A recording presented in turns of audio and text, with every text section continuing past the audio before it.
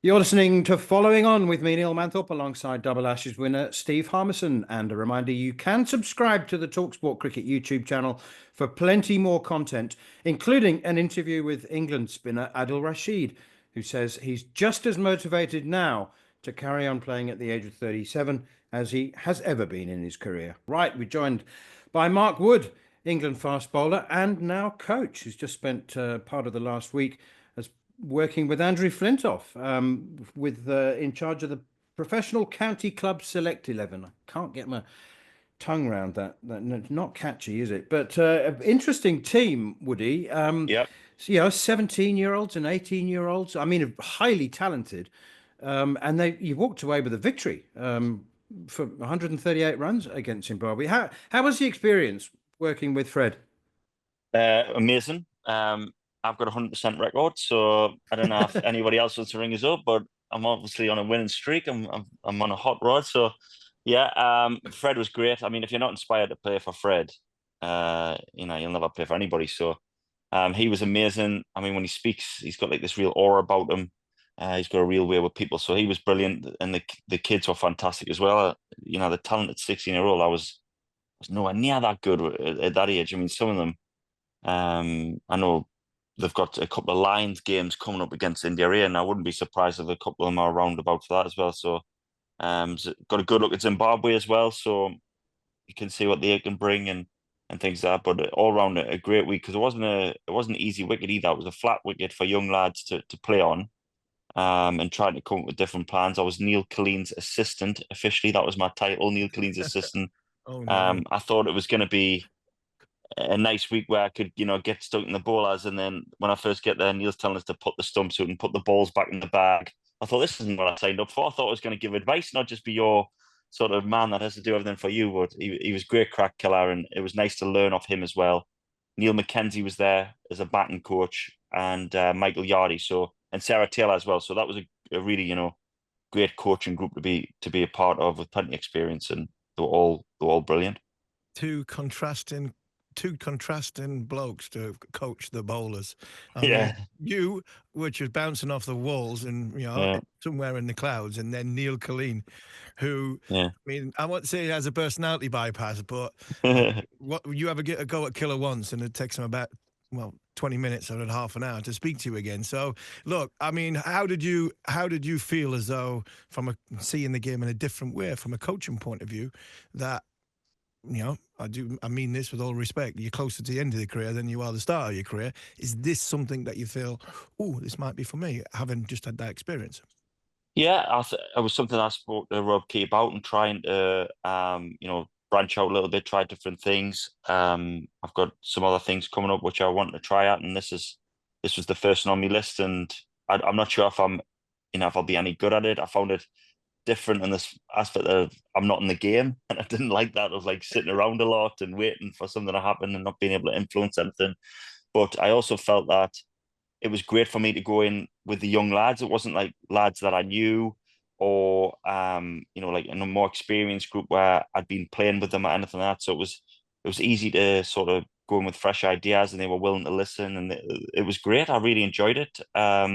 Whether it's something I could see myself doing long term, I don't know yet. But for 1 week, it was certainly really enjoyable. And I think, the way that when I play the game, you often don't want to just be like, do this, do that. And like, you have to sort of think about how you're putting it across to people. And that was something that initially at the start, I was trying to get my head around of not just saying, being sort of a teller, but also trying to get people to work it out themselves, but also, put it in a way that, well, in the current England setup, we might do this, or, the advice I'm getting from Stephen Harmison, Jimmy Anderson, it might be this. So I was just trying to pull everything together, and it was certainly something that I wouldn't say came naturally to us, but I got better, I felt, as it went on.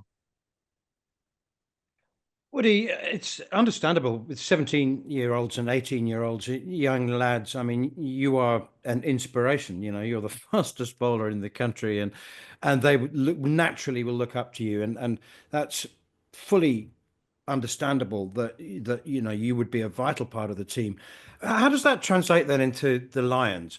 I mean, you're gonna have senior players there, including Ben Stokes. So people will be looking at that and thinking, how does that work? I mean, do you stand behind Ben in the nets and go, oh, you need to have a stronger wrist, mate? That'll never stand up at international level. Absolutely, that's going to happen. And he better listen as well. That is exactly what's going to happen. I'm going to tell him exactly what to do, and he's going to listen. For once, it's not going to be the other way around. It's going to be me telling him, and he's going to listen to me. Well, we'll see how long that lasts anyway. It might last 3 seconds, but we'll see how long that lasts. But I think the lines could be, again, like I just mentioned, with these lads, they were fresh, and I'd never, come across many of them before, so it was nice and easy. But the lines, there'll be lads that I've either played with or played against, so it might be, slightly different. But when you've got Stokes in the dressing room, Flintoff, I might not have to say very much. Yeah, I mean, the coaching side of it is one thing, and it's great that you're looking at that, because I think a lot of people would look at you and go, "You made for TV." I've got a face for radio. You've got a personality for the television. I mean, but you still got. I know that for a fact. You've got a huge ambitions to fulfill the rest of your playing days. Where are you at the rehab point of view? And you were told mid-July. Are we still on for that? Are you going strong? Have you had any setbacks? Do you feel as though you're ahead of the time or behind the time? No, I felt I was behind originally. It's been a slow process, but usually with the other operations I've had, it's been let the scars heal, then start to crack on. This has been a lot slower, bit different kind of surgery. The surgeries I usually have is just stuff taken out or sliced off or something. This has been like they've reconstructed little bits of it and stuff. So it's been a lot slower than I thought. But this last week, just being with the main physio, although I was in a coaching aspect, it was also a chance to have a week solid of rehab. So I was in the gym every day. I did bike tests and strength work, and then these little sort of integrate knee program work, and I've had a fantastic week and feel like I've come on, leaps and bounds there. July is still the goal. That hasn't changed. I think Harmy, and you'll know from your experience as well, that it's never just a straight line in terms of recovery. You have a bit where you might jump up quickly, and then it's sort of you have a little dip, or there's a bit where it just feels like you've plateaued a little bit, where it's just level, and then all of a sudden you get a rise again. So I've had a great week this week. That's not to say that there'll not be setbacks along the way, or things might not go as quick again, but I did initially think it was really slow, and for what I'm like, for someone like me, that was pretty frustrating that I couldn't crack on, and I had to be patient. But like I say, I'm in a much better frame of mind now, thinking things are going along at a better rate. You spoke fascinatingly on the Sky Sports podcast about the perception of this England team. We heard from Ben in the first part of the programme, and he's obviously, justifiably upset that people say that the England team doesn't care enough and they don't train hard enough. Harmy and I have seen you training. We've seen the England team training. We know they train hard. But there is a sort of the public perception. I mean, it would be different, Harmy and I just said, if the team was winning all the time. But there is a sort of perception that they're a little bit happy-go-lucky, isn't there? Yeah, I think that's a fair comment. I think when we've come out in the media, maybe some of the comments have come across that way, and that doesn't then help your reputation. I think certainly as a group, you would never want to come across as being, happy-go-lucky or arrogant or anything like that, because that's certainly not what the lads are like. So. I think comments like that do hurt. But again, we probably haven't helped ourselves. So you've got to be realistic and honest and say, look, we've got to change people's mind. Again, if you're winning it, it certainly makes it easy. I'm sure other international teams who love a game of golf or love socialising with each other, the microscope isn't on them because they're performing well. And we've had two pretty poor international competitions, which can then put the added pressure on you, and rightly so, that we're questioning around, well, do lads play spin well? Are we getting enough wickets with the seam bowling department? Is there too many runs and over? India and Pakistan, I don't think, are easy places to go for any England team. I will say that. I think historically it's not like every team has gone there and performed really well. I think if that's no excuse to say that we shouldn't do well there, but I think a bit of perspective on the difference between the tests and the white ball. The white ball standards have been really high for a long time. after, you know, Morgie's era and things like that, you expect that to continue, and we've had a little bit of a dip. But I certainly hope that, you know, we can change people's minds on the fact that they don't think we work hard, because I can certainly tell you that that is not the case, even behind the scenes when people are at home.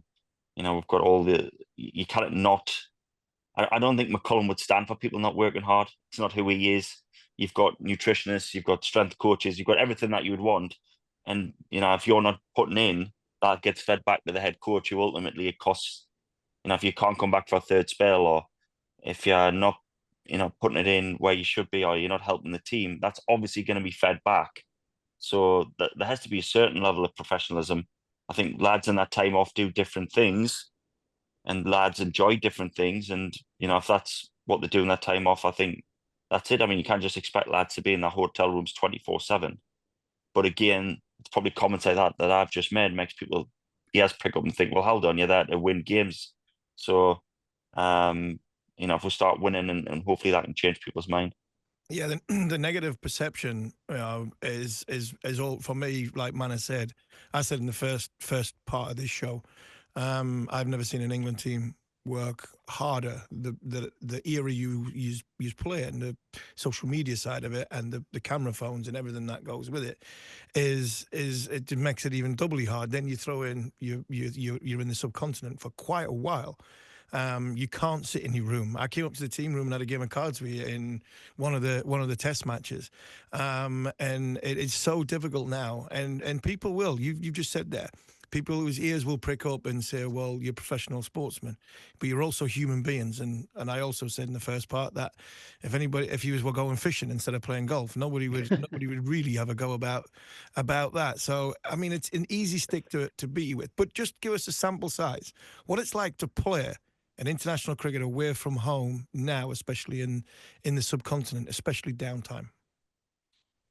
Yeah, it's hard. I mean, Because that is something that I think people are misunderstanding. Because it's not about golf, it's not about working hard or anything like that. You're trying to sort of keep away from what you do on the field to try and recharge your batteries, to make sure that when you go back on the field, you've charged. Because I've always found it very, very difficult at night times to switch off when you weren't happening, and that was when mentally and physically you started draining yourself. I think that's the nail on the head there. I think it's mentally, it's about a switch off. I think you mentioned social media there as well. Like, that's a huge part of it. India are huge cricket fans. You know, you two both know what it's like. If you go to a golf course, these people want pictures, or they'll say, right, we'll allow you to come, and we've got a competition on today. We'll allow you to play on the golf course, but we need a social media post about you playing golf. So the public are seeing England lads playing golf everywhere. They're playing golf here, they're playing golf there. But that's because, you know, that's a mental switch off. There's not much else to do in the subcontinent. The golf courses are pretty good. They're a cricket mad country, so you can't just walk the streets, or otherwise it's like selfie central. And, you know, at times, if someone like Ben Stokes or Johnny Bairstow, easy recognizable, ginger hair, you know, pale skin in India, like, people swarm you. They know who they are. They are straight away. They know that cricketers, you know, so that they're on them straight away. And then you're restricting what you do. You can't go around the shopping centre. You can't go for food. They're like sort of screaming, and that's not bad. It's just that's the way that it is. It's just such a, you know, it's like a religion there. The cricket's massive. So I think to be able to go somewhere where you can be outside, switch off for a few hours. I mean, I don't play golf very much myself. I mean, maybe once or twice a year, but you know, to be able to allow the lads to do things.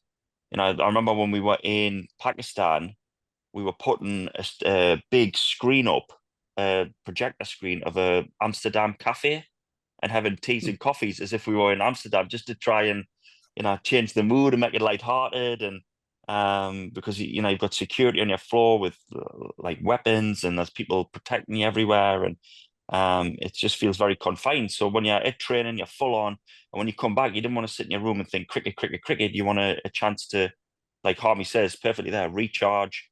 You know, not think about, right, tomorrow the ball's coming down here, I've got to score runs, I'm under pressure, we're not playing well. You just want a chance to try and switch your mind off, and then when the game starts again, you're back on it and your focus is there. Finally, Woody, you don't play golf or drink. So how do you unwind apart from playing a game of cards with Harmy? Harmy's a bandit as well. He came in, he was like, yeah, I don't really want to play. And then within 2 rounds, he was winning. And he said, I said, oh, you played before? Oh, I have played before. I was like, all right, absolute bandit. Champion.